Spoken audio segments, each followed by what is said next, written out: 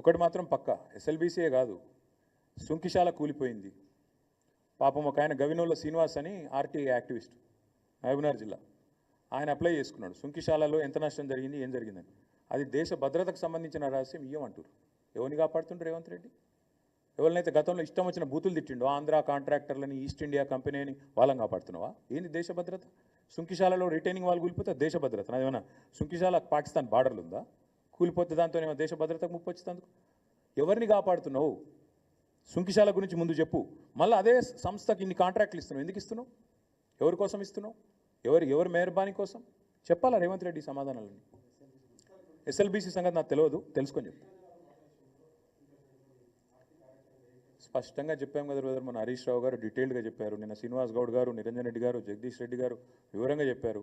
దున్నపోతు మీద వాన పడ్డట్టు వాళ్ళు ఇప్పటివరకు స్పందించట్లేదు, ఏదో ఉత్తరం రాసి చేతులు దులుపుకుందామని చూస్తున్నారు.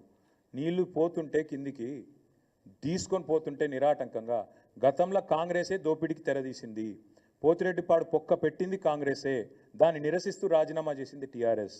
హారతులు పట్టిన వాళ్ళు ఇవాళ కొంతమంది బీజేపీలో ఉన్నారు, కొంతమంది కాంగ్రెస్లో ఉన్నారు. నష్టం చేసింది ఖచ్చితంగా కాంగ్రెస్, ఆనాడైనా ఈనాడైనా. బాధ్యత ఖచ్చితంగా కాంగ్రెస్దే. ముఖ్యమంత్రికి మోడీని అడిగే దమ్ము లేదు, ఎందుకంటే మోడీని గట్టిగా తిడితే లోపల వాడిస్తాడు, పదవి పోతుంది, ఆయన భయం ఆయనకున్నది. మేము స్పష్టంగా ఉన్నాం.